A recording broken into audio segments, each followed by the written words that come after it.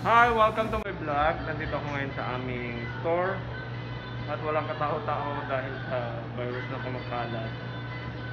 Saka may mga patakaran na din yung uh, Ministry of Health sa pagkuha ng order. Walang katao-tao, zero.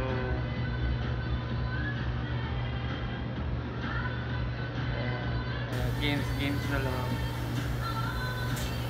Kasi nga may virus na dito sa area na. Ipapakita ko sa inyo yung paano sila kumuha ngayon ng order. Ganyan. May harang na bawat ano dyan.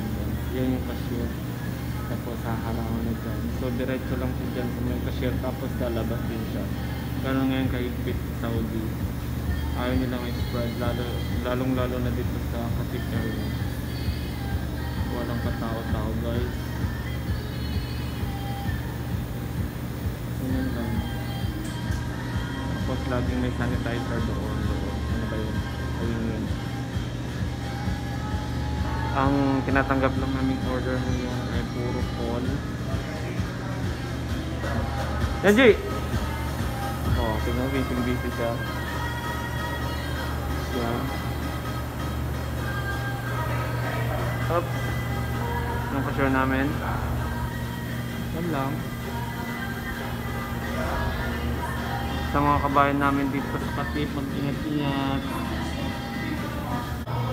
Tapos magsuot lagi kayo ng ganito mask, tapos gloves, tapos sanitizer, although wala kang gloves ngayon. Pero mag-gloves din ako mamaya-maya. Tapos sa mga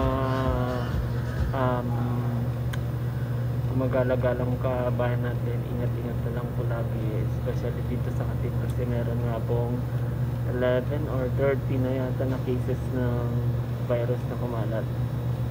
So yun lang po, ingat, bye.